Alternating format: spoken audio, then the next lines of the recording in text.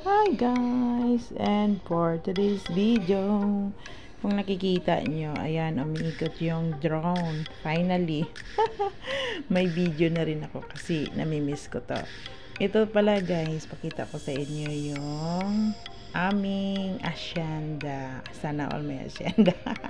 Itong National Highway sa harap, ito yung from Jansan Airport. Tapos pupunta ka na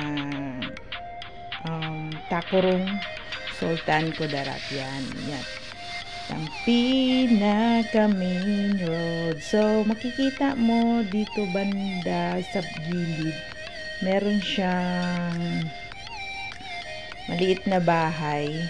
Ayun, umikot dito itong green na yan na may palayan sa kabilang ano yan, mga kapitbahay namin. So nakikita mo merong medyo parang nakuliglig na siya yung nasa gitna. Yan yung akin. So may garden ako noon dito, yan may sagingan. Ayan, paakyat na siya.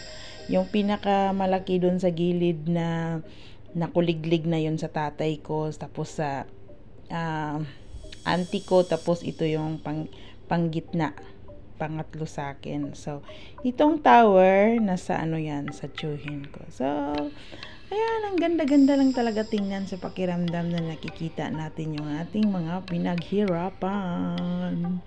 Oh my God, hiningi ko yan sa aking kakilala na gumawa ng drone. So thank you very much. Nakita ko. See you soon in May. Ang ganda na ng mga paligid. Ayun. Diyan ako magpatayo ng Biki Rizon. Son. Diyan.